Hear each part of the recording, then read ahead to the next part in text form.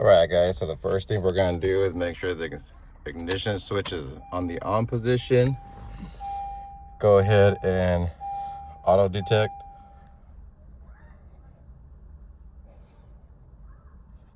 We're going to go ahead and program an Xhorse key. We already generated the chip. There we go. Okay. It's a blade key.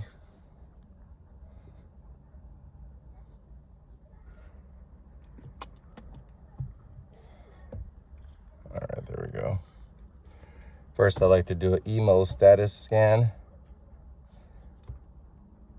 Hit OK.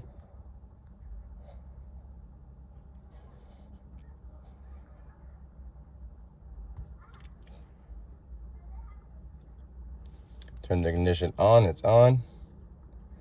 Configuring the system.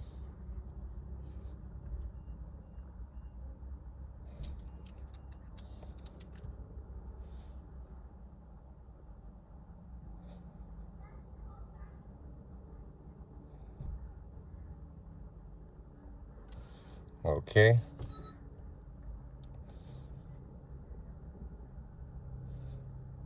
Number of keys is 2. Okay, we're gonna go ahead and add a key, guided. Gonna go ahead and hit start. Enter the register key and turn the ignition on. It's on. All right.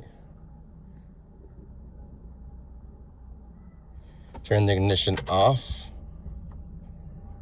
Turn the ignition on using a register key.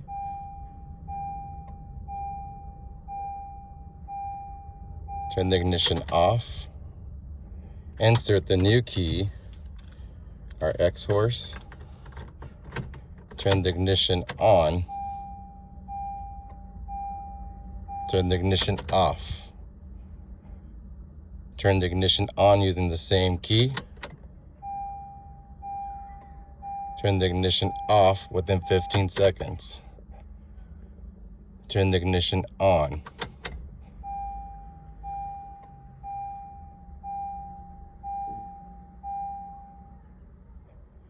Does the immobilizer indicator lamp go out? You can see there, we don't have it. So we're gonna hit yes. Turn the ignition off.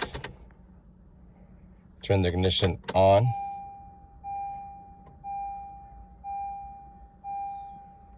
All right, number of keys, 3. Now we're gonna go ahead and turn it on. There we go. We got that Xhorse working. Now we're gonna go ahead and see if the remotes work. There we go.